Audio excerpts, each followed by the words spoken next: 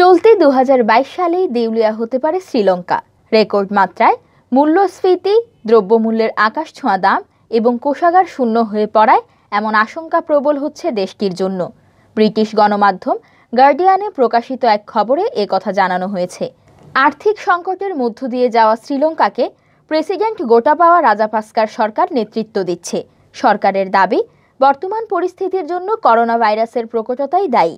এছাড়াও পর্যটন খাতের বিপর্যয়ও এই পরিস্থিতি সৃষ্টিতে মারাত্মক ভূমিকা রেখেছে। গার্ডিয়ানের মতে, সামগ্রিকভাবে অতিরিক্ত ব্যয় ও কর কর্তনের কারণে রাষ্ট্রীয় কোষাগারে অর্থ কমে যাওয়া, চীনের কাছ থেকে নেওয়া বড় অঙ্কের ঋণ এবং কয়েক দশকের মধ্যে বিদেশি মুদ্রার রিজার্ভ সর্বনিম্ন পর্যায়ে পৌঁছানো শ্রীলঙ্কাকে দেউলিয়া করার দিকে এগিয়ে নিয়ে যাচ্ছে। একই সঙ্গে দেশি ঋণ ও বিদেশি বন্ডের টাকা শোধ করতে সরকার যেভাবে টাকা ছাপিয়েছে, তার ফলে মূল্যস্ফীতি বেড়েছে।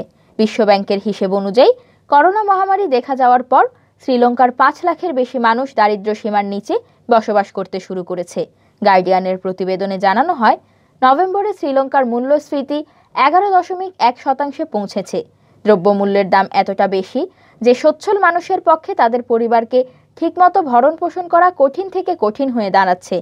এদিকে রাজাপাক্সে শ্রীলঙ্কায় অর্থনৈতিক জরুরি অবস্থা ঘোষণার পর দেশটির সেনাবাহিনীকে চাল ও চিনির মতো পণ্য সামগ্রী সরকার নির্ধারিত দামে বিক্রির দায়িত্ব দেওয়া হয়েছে।